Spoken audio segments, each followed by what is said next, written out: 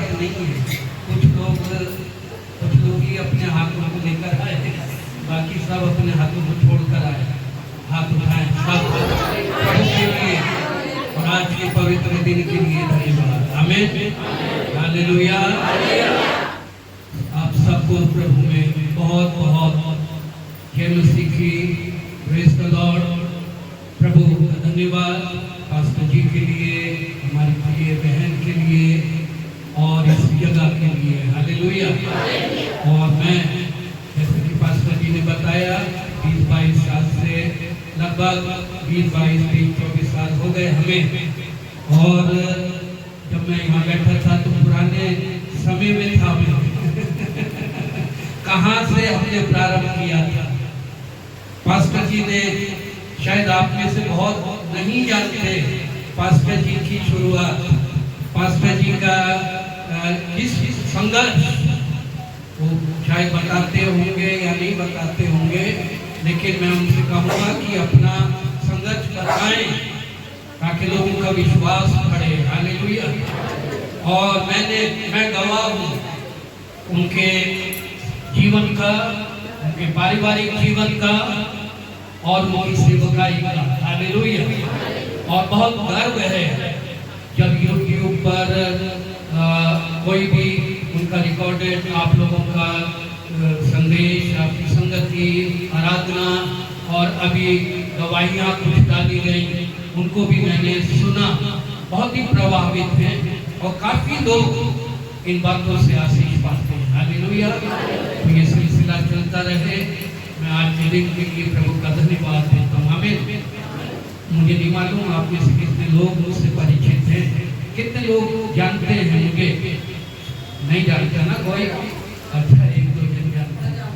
हाँ, जानते हैं। हरी ठीक है मैं भी जानता हूँ आपको, अनिल और भाई लोगों को। प्रभु आप सबको आशीष दे। ये वो स्थान है जो परमेश्वर ने अपने वायदे के अनुसार प्रभु के दास को दिया था। हालेलुया। हालांकि बहुत इसको प्राप्त करने के लिए कई रुकावटें उनका सामना करना पड़ा, कई परिस्थितियां आई, विकट परिस्थिति, लेकिन परमेश्वर ने अपने दास को के विश्वास को दुर्बल नहीं होने दिया। आमीन। तो वायदा किया, परमेश्वर ने वो पूरा किया। हालेलुया।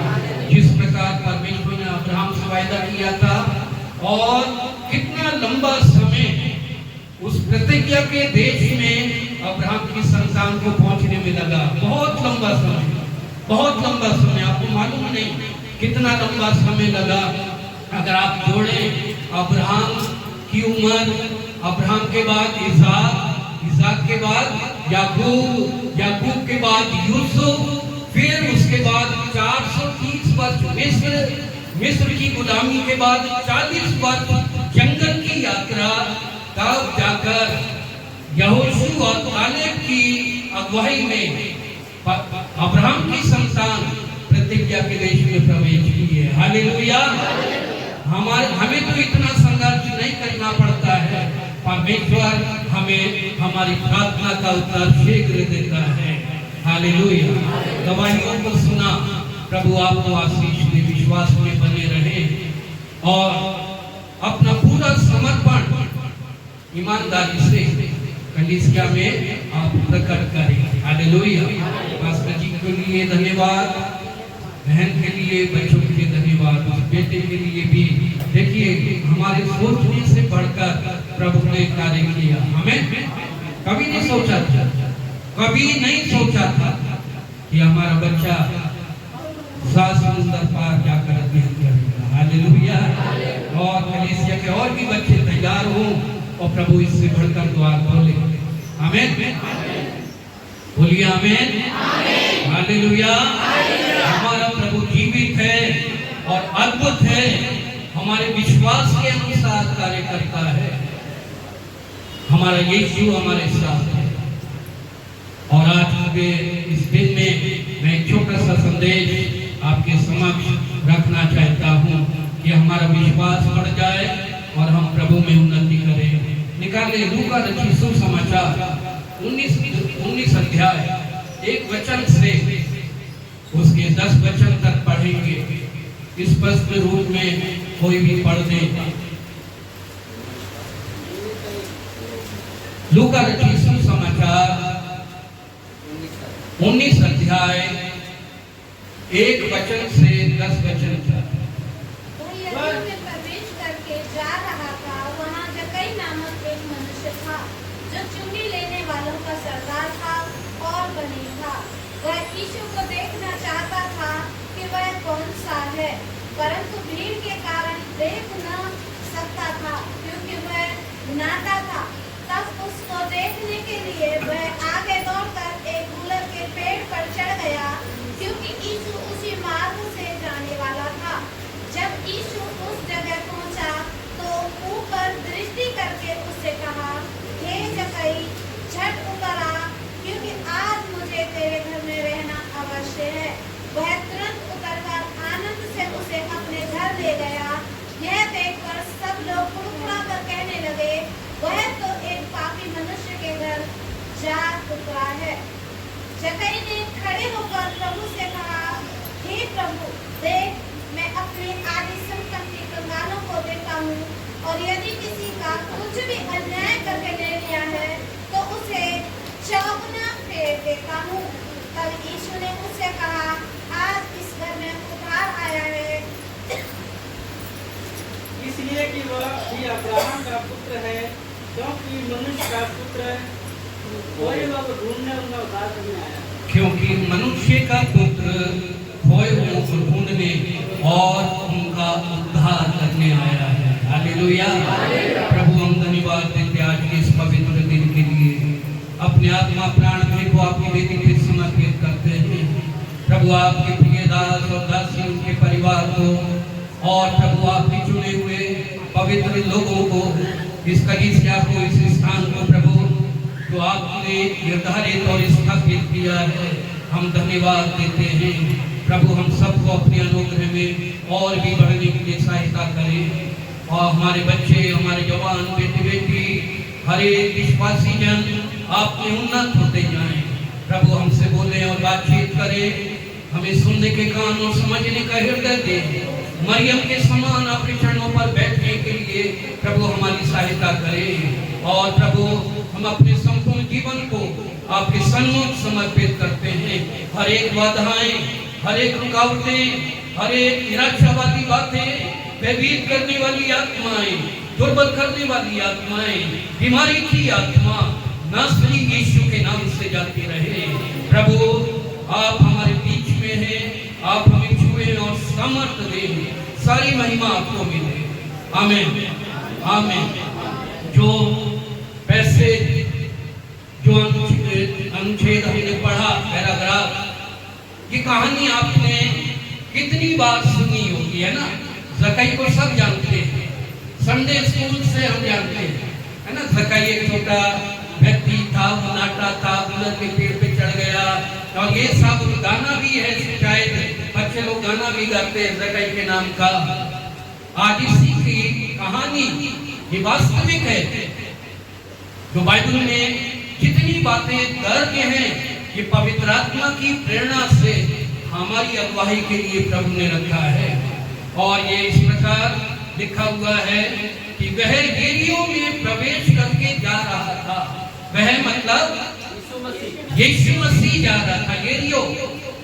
और यदि आप यरीहो शहर के बारे में अध्ययन करेंगे, बिल्कुल किनारे पर था, और यरदन नदी के किनारे था, और तराई का ये नगर था। और यरीहो नगर जो है वो खजूर के लिए बहुत ही ज्यादा प्रसिद्ध, खजूर की खेती हुआ करती थी। और यही वो नगर है जब यहोशू और कालेब ने प्रवेश करने के लिए प्रतिज्ञा के देश में, कनान में प्रवेश करना चाहते थे, तब यरीहो का शहर जो है उनके सामने बड़ी दीवार थी जिसको परमेश्वर ने गिराया था। हालेलुया। यरीहो की दीवार को गिराकर अपने लोगों के लिए मार्ग को तैयार किया था कि वो प्रतिज्ञा के देश में जाए। उसी नगर में से होकर यीशु जा रहा था। अब बहुत वर्ष हो गए, यीशु के समय में रोमी साम्राज्य राज्य करता था और काफी परिवर्तन हो गया था। उस नगर में एक व्यक्ति था जिसका जिक्र है, जिसके बारे में हम जानेंगे, उसके विश्वास, उसके समर्पण, उसके त्याग के बारे में। और फिर प्रभु ने उस जक्कई के मन की बात को कैसे जाना और जक्कई के पास तब यीशु कैसे गया, जक्कई ने यीशु को कैसे प्राप्त किया या देखा और क्या किया जक्कई ने जब यीशु उसके जीवन में आया।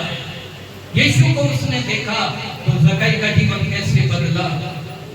देखो, जक्कई नाम एक मनुष्य था जो चुंगी लेने वालों का सरदार था। ये कोई मामूली व्यक्ति नहीं था, चुंगी लेने वालों का सरदार। आपको मालूम है चुंगी टैक्स कलेक्टर था। जितने भी उस नगर में चुंगी नाके थे जहाँ टैक्स दिया जाता था, हर एक द्वार में बाहर से कोई भी आता था तो अंदर प्रवेश करने से पहले टैक्स दिया जाता, टोल टैक्स। समझ गए ना, टोल टैक्स। बाहर जाते हैं या अंदर आते हैं तो टोल टैक्स दिया जाता है, लिया जाता है सरकार की ओर से। नगर में प्रवेश करने के लिए, वहां ठहरने के लिए, वहां काम करने के लिए, व्यापार करने के लिए या जो भी बातें हैं, उन तमाम जितने भी टोल टैक्स थे, चुंगी नाके थे, उन तमाम चुंगी लेने वालों का सरदार था। बहुत बड़ा व्यक्ति था, टैक्स कलेक्टर था। अब उसके मन में एक बात आई जब उसे पता चला कि यीशु यरीहो से होकर जा रहा है, तब वो क्या कहता है, वह यीशु को देखना चाहता, यीशु को देखना चाहता है।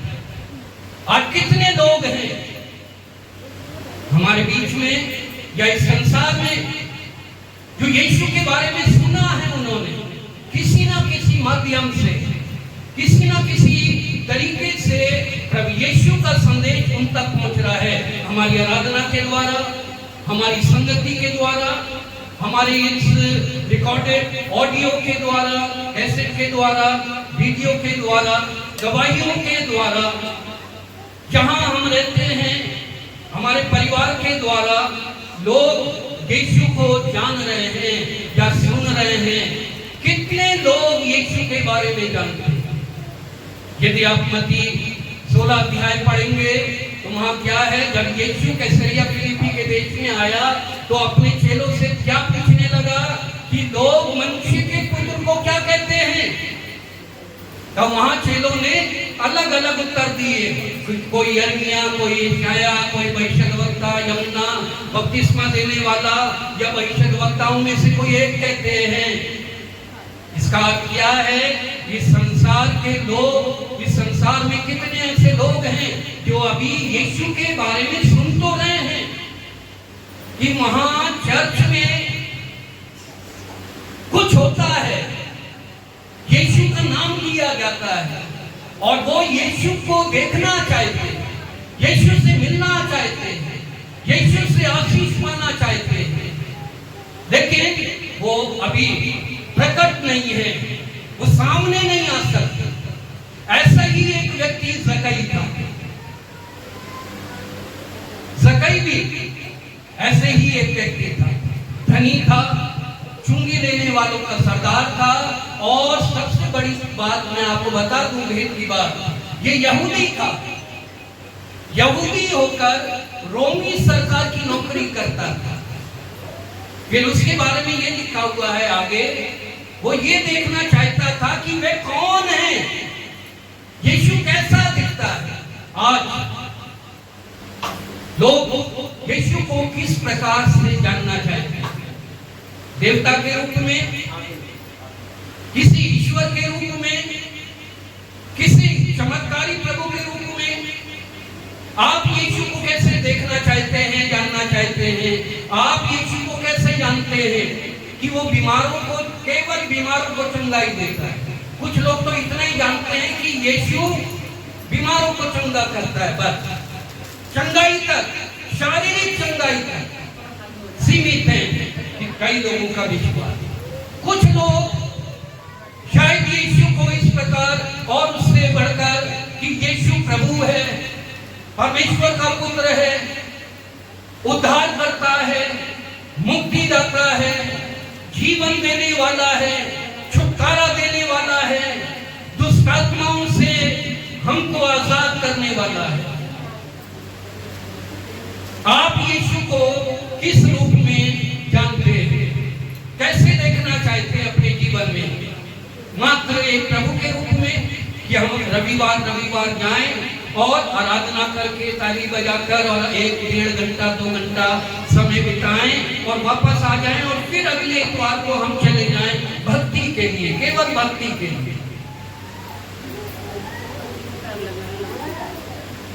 ज़कई भी यीशु को देखना चाहता था कि वो कौन सा है, कैसा दिखता है। बस यहीं तक उसकी ख्वाहिश, उसकी इच्छा थी और इससे बढ़कर उसने कोई ख्वाहिश, कोई उसकी इच्छा, महत्वाकांक्षा नहीं थी। तो देखना चाहता, पता नहीं क्यों देखना चाहता था कि इतने लोग इस व्यक्ति के पीछे जाते हैं। शायद उसने चर्चा सुनी होगी कि कितने 38 वर्षों से उस मंदिर में बैठे हुए बैतसैदा के कुंड में उस अपराहित व्यक्ति को कैसे यीशु ने खड़ा कर दिया। शायद ज़कई ने ये सुना होगा कि उस अंधे को, जो जन्म का अंधा था, जिसने उसको पुकारा, हे दाऊद की संतान मुझ पर दया कर, और यीशु ने उसकी आंखें खोल दी। हालेलुया। शायद इसने ये भी सुना होगा कि 12 वर्षों से वो महिला बीमार थी और ऐसी बीमारी थी उसको कि कोई भी वैद्य उसको ठीक नहीं कर पा रहा था, कोई भी वैद्य ठीक नहीं कर पा रहा था। उसने अपने जीवन की तमाम जीविका अपने इलाज में लगा दी थी और कोई भी आराम नहीं मिला था। लेकिन जब यीशु से मिली, यीशु के वस्त्र को छूंगी और मैं चंगी हो जाऊंगी, और वो चंगी हो गई थी। हालेलुया। शायद ज़कई ने ये सुना होगा।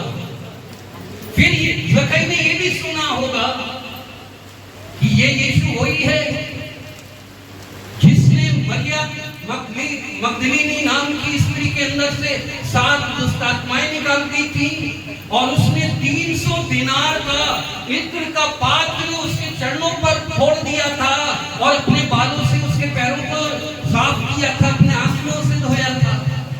शायद ज़कई ने ये भी सुना होगा कि 4 दिन के मरे हुए लाजर को जिंदा किया। उस व्यक्ति को मैं देखना चाहता हूँ।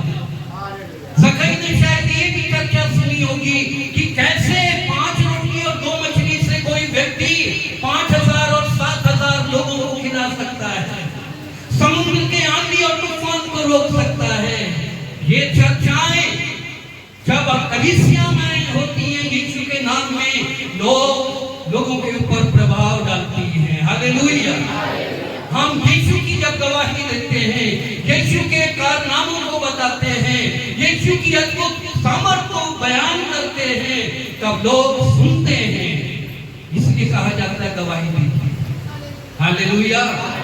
ज़कई यीशु को देखना चाहता था। अब आगे देखना तो चाहता था, लेकिन उसके बारे में क्या लिखा है? वो क्या था? जी, छोटा अलग शब्द है, नाटा शब्द अलग है ना? शर्माए नहीं, बोले नाटा था। नाटा मतलब कद में है ना? बौना, जो सामान्य कद है उससे थोड़ा सा। हमारे बीच में होते हैं ऐसे लोग, कोई बुरी बात थोड़ी है, ये तो परमेश्वर की सृष्टि है। हालेलुया। कई बार माता पिता छोटे रह जाते हैं, बच्चे उनसे बड़े हो जाते हैं, लंबे चौड़े निकल जाते हैं, तो ये तो प्रकृति है। लेकिन वो नाटा था, ये कोई बहाना नहीं था। अब नाटा था तो वहां लिखा हुआ है, क्या लिखा है? तब उसको देखने के लिए वह आगे दौड़कर एक गुलर के पेड़ पर चढ़ गया। आगे दौड़कर, इसका क्या मतलब है? आगे दौड़कर इससे पहले कि यीशु मसीह आता, उसे मालूम था कौन से रास्ते से जाएगा। उसने पूरा अनुमान लगा लिया और पहले से जाकर कि यीशु यहीं से गुजरेगा, गूलर के पेड़ पे चढ़ गया। आप में से कितने लोगों ने गूलर को देखा है? गूलर का पेड़ खाया कितने लोगों ने? नहीं खाया? अरे हरे गूलर की बहुत अच्छी सब्जी बनती है बहुत बढ़िया खट्टी होती है, बढ़िया सब्जी बनती है। जो हरा गूलर होता है और जब वो पक जाता है ना लाल, कभी आप उसको तोड़ के खाएंगे तो वो उसके अंदर से क्या निकलते हैं? अरे वो कीड़े बहुत अच्छे होते हैं। इनको पकाइए और गूलर को खा जाइए। आम और सेब भी उसके सामने फेल है। हालेलुया। और गूलर का पेड़ में हमेशा ध्यान रखिएगा, जब जहाँ गूलर लगते हैं इस डाल में बहुत ही ज्यादा गहराई से झुंड के रूप में लगते हैं, बहुत घने रूप में, और उसके पत्ते बहुत घने होते हैं, डालियों में घने में लगते हैं। और गूलर के पेड़ पर अधिकतर चींटी बहुत रहती है ना, लाल चींटी, काली चींटी, मोटी वाले चींटे रहते हैं। अब ये व्यक्ति गूलर के पेड़ पे क्यों चढ़ गया? देखना चाहता था और फिर नाटा था, है ना? तो भीड़ में वो नहीं देख पाएगा, कूदना पड़ेगा। ये तो एक सामान्य बात थी, एक तो साधारण बात है, लेकिन मुख्य बात मैं आज आपको बताऊंगा कि गूलर के पेड़ पर क्यों चढ़ा और उसने अपने को लोगों से क्यों छुपाया। जब आप आगे पढ़ेंगे तो गूलर के पेड़ पर चढ़ गया। अब उसे मालूम था कि यीशु इधर से जाएगा। यीशु उसी गूलर के पेड़ के नीचे जाकर कैसे खड़ा हो गया? बताइए, यीशु कैसे खड़ा हो गया? है जी? यीशु उसके मन की बात को जानता था। यीशु को मालूम था। कैसे मालूम था? यीशु हमारे दिल की बातों को जानता। वो प्रभु परमेश्वर है, उसकी दृष्टि हम पर है और कौन उसको देखना चाहता है यीशु ये जानता है। कौन मुझे खोज रहा है, कौन मुझे ढूंढ रहा है, वो स्वर्ग से अपनी दृष्टि लगाकर हमें निहार रहा है। उससे हमारी परिस्थिति मालूम है। दाऊद कहता है कि मैं कहीं भी छुप जाऊं तू मुझे देखता है। हालेलुया। हम कहीं भी छिप जाएं, लोगों से अपने को छुपा सकते हैं, लेकिन परमेश्वर की दृष्टि हमें देखती है। सचेत रहे, सावधान रहे, परमेश्वर से कोई नहीं भाग सकता है। हालेलुया। तो परमेश्वर यीशु जानता था क्योंकि वो प्रभु है और उसको मालूम है जकई से यीशु पहले कभी नहीं मिला, जकई यीशु से कभी पहले नहीं मिला, इनका कोई संबंध और संपर्क नहीं था। लेकिन हमारा प्रभु परमेश्वर, आपने शायद प्रभु यीशु को कभी नहीं देखा, यीशु को कभी नहीं सुना, यीशु के ऊपर आपने कभी विश्वास नहीं किया। शायद पहली बार आए हैं या आप कभी कभी आते हैं, आपकी कोई जानकारी नहीं है, लेकिन यीशु आपके दिल को जानता है, आपकी मन को जानता है, आपकी आत्मा को जानता है, आपकी परिस्थितियों को जानता है, आपके घर के जो भी स्थिति है उसे जानता है, आपके जीवन की स्थिति जानता है, आपके स्वास्थ्य के बारे में जानता है, आपके हर एक कामों के बारे में जानता है, आपकी आवश्यकताओं को जानता है, आपकी कमी घटी को जानता है। हालेलुया। इसलिए उसने क्या कहा? कल की चिंता मत करो, कल की चिंता मत करो, कल की चिंता मत करो। आगे नहीं आता कल की चिंता खुद कर लेगा, है ना? कल की चिंता तुम मत करो, कल की चिंता आने वाला दिन स्वयं कर लेगा। हालेलुया। वो तैयारी होकर हमारे लिए तैयार होकर कल का दिन आ रहा है, इसलिए चिंता मत करो। हालेलुया। और यीशु पेड़ के नीचे चला गया, खड़ा हो गया। जकई से कहा नीचे उतारा, तू तुरंत नीचे उतारा और जकई उतारा और यीशु को अपने घर ले गया। अब जक्कई पेड़ पे क्यों चढ़ा था? एक सवाल। यीशु को देखने के लिए बहुत अच्छी बात, फिर भी क्यों चढ़ा था? वैसे भी देख सकता था, इतना बड़ा सरदार था, सिपाहियों को बुला लेता, है ना? वो सोचा कि मैं यीशु को देखूं लेकिन मेरे लोग न देखें। हाँ, लोग उसे ना देखें, इतना बड़ा है ना टैक्स कलेक्टर। पहली बात तो ये सही बात है बिल्कुल कि लोग उसे ना जान पाए। कितने लोग आज ऐसे हैं जो यीशु को तो देखना चाहते हैं, यीशु से मिलना तो चाहते हैं, यीशु से आशीष तो पाना चाहते हैं, लेकिन अपने को छुपा के रखते हैं, अपने विश्वास को छुपा के रखते हैं। हम कई बार अपने परिवार के लोगों से, अपने मोहल्ले के लोगों से, अपने गांव के लोगों से और बहुत सी बातें जो कलीसिया से संबंधित हैं, परमेश्वर के वचन से संबंधित हैं, आराधना से संबंधित हैं, हमारे विश्वास से संबंधित हैं, अभी तक हमने उसका खुलासा लोगों के सामने नहीं किया। ये सही कर रहे हैं या गलत? हाँ जी, हमें क्या करना चाहिए? हमें ये करना चाहिए, यीशु ने क्या आज्ञा दी?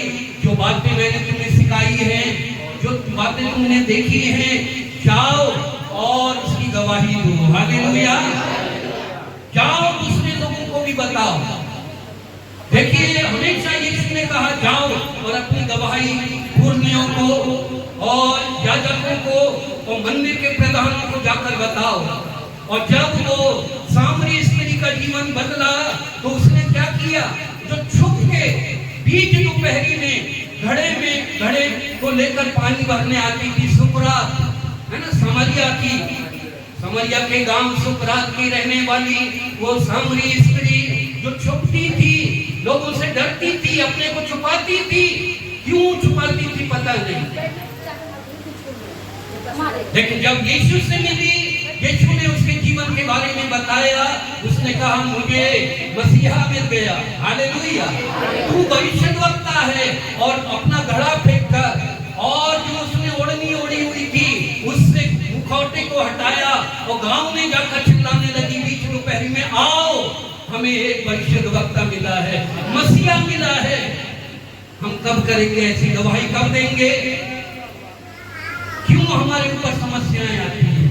क्यों बार बार हमारे परिवारों में रुकावटें आती है? शैतान क्यों हमें परीक्षा में डालता है? क्योंकि हमने अपने विश्वास को छुपा रखा है, हमने अपने विश्वास को ढांक रखा है। हम डरते हैं, ना डरे। हालेलुया। जक्कई डरता था कि लोग ना जाने मैं इतना बड़े ओहदे पे हूं। कई ओहदेदारों को हमने देखा है, गुप्त में पास्टर जी को फोन कर देते हैं, अपनी समस्याओं के लिए प्रार्थना भी करवा देते। पास्टर जी आप इस स्थिति जानते हैं, हम ये हैं, वो है, फलाने हैं, नेता हैं, हमारे अधिकारी हैं, लोग देखेंगे तो क्या बोलेंगे, हमारे परिवार के लोग देखेंगे तो क्या बोलेंगे, हमारे समाज के लोग देखेंगे तो क्या बोलेंगे, हमारे घर के लोग देखेंगे तो क्या बोलेंगे। ये विश्वास, हमारा छुपा हुआ विश्वास भी बुरा नहीं है, लेकिन हम प्रार्थना करें प्रभु परिस्थितियों को बदले। हालेलुया। रुकावटों को हटा दे। और यीशु यहीं तक सीमित नहीं रहा और जक्कई उतर जाएगा। मैं बताना चाहता था ना कि क्यों जक्कई अपने को छुपा रहा था पेड़ पर। नाटा था वो तो ठीक है, छोटा था ठीक है, देखना चाहता था वो भी ठीक है, लेकिन जब आप यहाँ पढ़ेंगे 7वें वचन में वहां लिखा है, यह देखकर सब लोग कुड़कुड़ा कर कहने लगे, वह तो एक पापी मनुष्य के यहाँ जा उतरा है। लोगों के बीच में उसकी गवाही क्या थी? पापी। क्यों है पापी? क्योंकि यहूदी होकर एक गैर जातीय सरकार का नौकर है और अपने लोगों के ऊपर सख्ती करता है। इसलिए लोगों के बीच में अगर वो जाता तो लोग उसे पत्थर से मार दे, लोग उसे वहीं जान से मार देते, क्योंकि उसको यहूदियों के ईमान के अनुसार वो पापी था। पापी का मतलब मृत्यु दंड का भागीदार था, उनके बीच में रहने लायक नहीं था। इसलिए वो अपने को छुपाया हुआ है।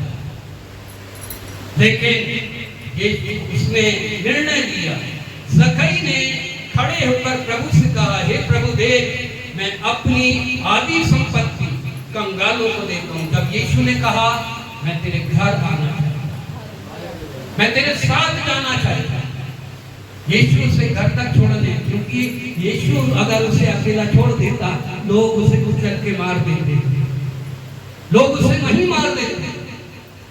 तो यीशु ने क्या कहा कि मैं तुझे घर तक छोड़ दूंगा, तू डर मत।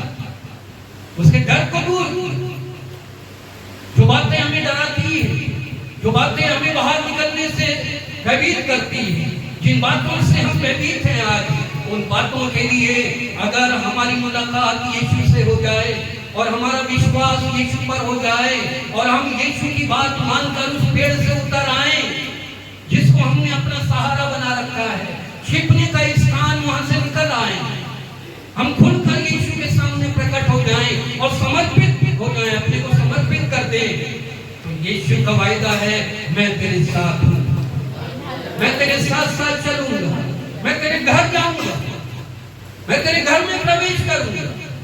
हालेलुया।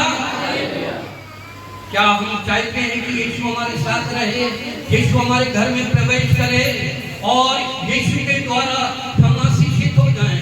यीशु हमें अकेला नहीं छोड़ेगा, उसका वायदा है, मैं ना तुझे छोड़ूंगा ना त्यागूंगा, जीवन भर मैं तेरे साथ रहूंगा। हालेलुया। वो जीवन भर हमारे साथ रहने को तैयार है, वो हमारे आगे चलने को तैयार है, वो हमारे पीछे चलने को तैयार है। दिन में बादल की छाया के रूप में वो हमारी रक्षा करने के लिए तैयार है, रात्रि में अग्नि के खंभे के रूप में हमारे मध्य में चलने के लिए तैयार है, अपने पंखों में हमें छुपाने के लिए तैयार है, वो हमारी ढाल और हमारा दृढ़ गढ़ बनने के लिए तैयार है। हालेलुया। मैं तेरे साथ तेरे घर में आना चाहता हूं। आज यीशु हमारे हृदय में आना चाहता है, हमारे जीवन में आना चाहता है, हमारे घर में आना चाहता है। क्या आप तैयार हैं? ज़क्कई ने क्या कहा, सुना? ज़क्कई ने क्या बोला? हाँ प्रभु, उसने कहा 8 वचन में, ज़क्कई ने खड़े होकर प्रभु से कहा, हे प्रभु देख, मैं अपनी आधी संपत्ति कंगालों को देता हूँ, और यदि किसी का कुछ भी अन्याय करके दे दिया है तो उसे चौगुना फेर दो। वहीं उसने अंगीकार किया, पश्चाताप किया, हे प्रभु, इससे पहले भी तुम मेरे घर में आए, मैं अपनी आधी संपत्ति जो अन्याय की कमाई है, जो पाप की कमाई है, जो कठोरता की कमाई है, जो लोभ लालच से मैंने कमाया है, जो अपनी बुद्धि, अपनी शारीरिक योग्यता से जो भी अर्जित किया है और जिनके पीछे मैंने अपना जीवन, अपना पूरा समय दिया है, उन चीजों को मैं हटाना चाहता हूँ। आधा नहीं बल्कि 4 गुना। हालेलुया। कोई भी चीज बाकी ना रहे बुराई की। अपने को पवित्र करो, परमेश्वर ने आज्ञा दी कि पवित्र बनो, पवित्र करो, अन्याय की बातें और अशुद्ध बातें तुम्हारे मध्य में ना रहने पाए। अभी भी कई बार हमारे जीवन में क्या होता है, पुरानी बातों को हम छुपा कर रखते हैं, कहीं ना कहीं गठरी बांधकर कहीं ना कहीं छुपा के रखते हैं घर में। अरे नहीं, ये तो हमारे पुरखाओं का है, हमारे पुराने उसका है, आस्था का है, हमारे पुराने विश्वास का है, इसको बांध के गठरी में रखो। इसको हम देखते नहीं है बाकी साहब, उसको हमने छुपा के रखा हुआ है। रखा तो है, कहीं ना कहीं तो है वो पुराना असर, उसको निकाले, शुद्ध हो जाए, पवित्र हो जाए। परमेश्वर की आज्ञा है, कोई भी अशुद्ध वस्तु तुम्हारे घर के भीतर ना रहने पाए। और ज़क्कई ने वैसा ही किया, अपने घर को शुद्ध किया, अपने जीवन को शुद्ध किया, जो कलंक उसके ऊपर था उसको मिटाया उसने, और फिर जब यीशु को अपने घर में प्रवेश किया। हालेलुया। यीशु हमारे दिल में कब आएगा? जब हमारा दिल शुद्ध होगा, जब हम पवित्रता के साथ उसको पूर्ण रीति से अपनी आत्मा, अपने अंतःकरण को हम शुद्ध करेंगे। पुरानी आस्था, विश्वास, अंधविश्वास, डर, भय सब कुछ निकालेंगे और यीशु को हम अपना जीवन समर्पित करेंगे। करेंगे तो यीशु घर आएगा। और जब यीशु हमारे घर में आएगा, हमारे जीवन में आएगा, यीशु ने ज़कई से क्या कहा? तब यीशु ने उससे कहा, आज इस घर में क्या आया है? उद्धार। और आज से पहले इस घर में क्या था? अन्याय की कमाई, अधर्म की कमाई, कठोरता की कमाई, अन्याय की कमाई थी, जिसके कारण लोग ज़कई से चिढ़ते थे, ज़कई को पापी कहते थे। जब उसने सारा धन निकाल दिया, लोगों की शिकायत खत्म हो गई। हालेलुया। हमारा भी जीवन, मसीही जीवन ऐसा है कि लोग हमारे जीवन को देखकर गवाही देते, लोग हमारे चाल चलन को देखकर गवाही देते, लोग हमारे आचरण को देखते, लोग बाइबल पढ़े ना पढ़े, लोग चर्च में आए ना आए, लेकिन जब हमारा जीवन उनके लिए एक उदाहरण बन जाएगा, जैसे मदर टेरेसा का जीवन, मदर टेरेसा ने अपने पूरे जीवन में कभी भी बाइबल को पकड़ के प्रचार नहीं किया, लेकिन उन्होंने परमेश्वर के असीम अनंत प्रेम का बयान किया कार्यों के द्वारा। हालेलुया। वैसे ही हमारा चाल चलन, हमारा उठना बैठना जब बदल जाएगा, हमारा रहन सहन बदलेगा, हमारा पारिवारिक जीवन बदलेगा, हमारे तौर तरीके बदल जाएंगे। अपने आप को बोलेंगे कि अरे ये कौन है? ये तो मसीह के साथ रहने वाले लोग हैं, ये मसीह की आराधना करने वाले लोग हैं, अब इनका जीवन बदल चुका है। आमीन। और यीशु ने कहा, आज इस घर में उद्धार आया है, इसलिए कि यह भी इब्राहिम का पुत्र है। आमीन। इब्राहिम कौन था? इब्रानी था, इस्राएली था। इब्राहिम से यहूदी जाति और इस्राएली जाति आई। इब्राहिम इब्रानी था, इब्राहिम का वंशज। यीशु कहता है, अब तुम इसके ऊपर दोष मत लगाओ, अब ये तुम्हारे जैसा ही भाई है। और ज़कई को भी डरने की जरूरत नहीं है। ज़कई, तू अब पूरी तरह इब्राहिम की संतान है। अब तुझे गूलर के पेड़ पे चढ़ने की जरूरत नहीं, अब तुझे लोगों से छिप के रहने की जरूरत नहीं, अब किसी भी प्रकार का भय तुझ पर हावी नहीं होगा। यीशु ने उसको आजाद किया। हालेलुया। अंत में 10वां वचन, यीशु ने क्या कहा? क्योंकि मनुष्य का पुत्र भोजों को ढूंढने और उनका उद्धार करने आया। Hallelujah, hallelujah. मनुष्य का पुत्र अर्थात यीशु, हमारा प्रभु, इस जगत में भोजों को ढूंढने आया। मेरे प्रियो, आज हम अपने आप को जांचें, टटोलें, हम कहाँ हैं? हम खोए हुए तो नहीं हैं। चर्च में तो बैठे हैं, चर्च में तो आ रहे हैं, पास्टर जी से अच्छा संबंध है, बाइबल भी अच्छे से सुनते हैं, शायद बाइबल भी होगी हमारे पास, गीत भी गा लेते हैं, अपनी कमाई में से जो भी प्रभु को देना है वो भी देते हैं, शायद ईमानदारी का, ठीक है, लेकिन कहीं खोए हुए तो नहीं है, कहीं संसार में खोए हुए तो नहीं है। प्रभु हमारा पूरा समर्पण चाहता है। क्या हम इब्राहिम की संतान हैं? क्या यीशु कह सकता है कि ये मेरे पुत्र हैं, ये मेरी पुत्री है? आज ये मुझसे जन्मा है, आज इसने मुझसे जन्म लिया है। ओ हालेलुया, हालेलुया। यीशु, जितनों ने मसीह यीशु पर विश्वास किया, उसे ग्रहण किया, यीशु ने उन्हें परमेश्वर की संतान होने का अधिकार दिया। आमीन। क्या हम परमेश्वर की संतान हैं? क्या परमेश्वर कह सकता है मेरे बारे में, आपके बारे में, कि ये मेरी बेटी है, ये मेरा बेटा है, ये मेरी संतान है, तुम चुना हुआ वंश और राजपदधारी हो, याजकों का समाज हो, परमेश्वर की निज प्रजा हो। Hallelujah, hallelujah, hallelujah.